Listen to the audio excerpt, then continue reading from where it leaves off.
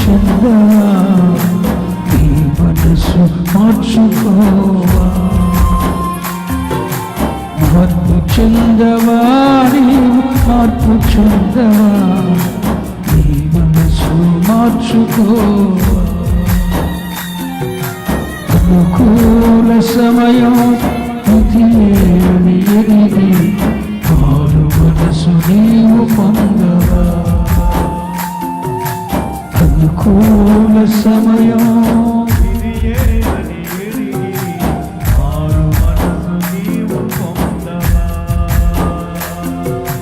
మార్పు చెందవా, నీవు మార్పు చెందవా, నీ మనసు మార్చుకోవా.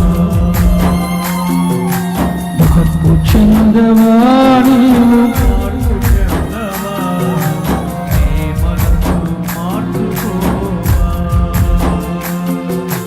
స్తోత్రం. ఒక్కసారి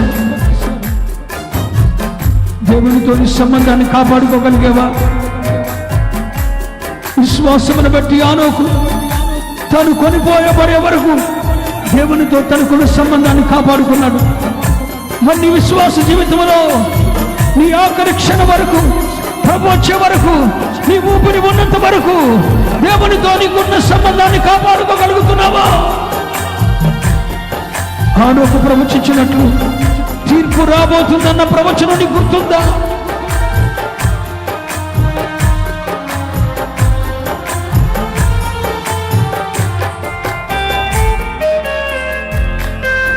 స్తోత్రం.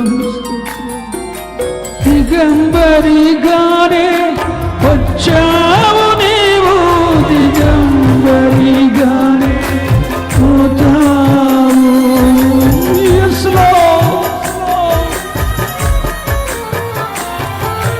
దిగంబరిగానే వచ్చావు నీవు, దిగంబరిగానే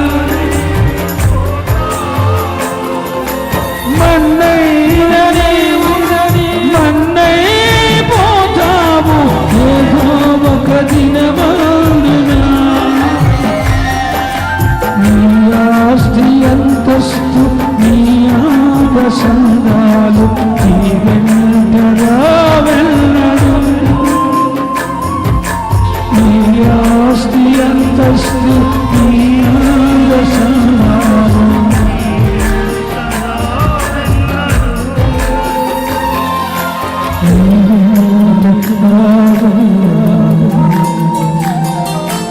మార్పు చెందవా,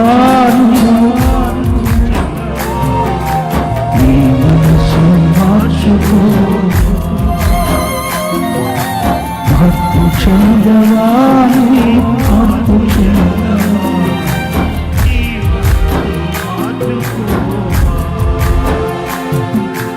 అనుకూల సమయం మారు మనసు నీవు పొందవా. అనుకూల సమయం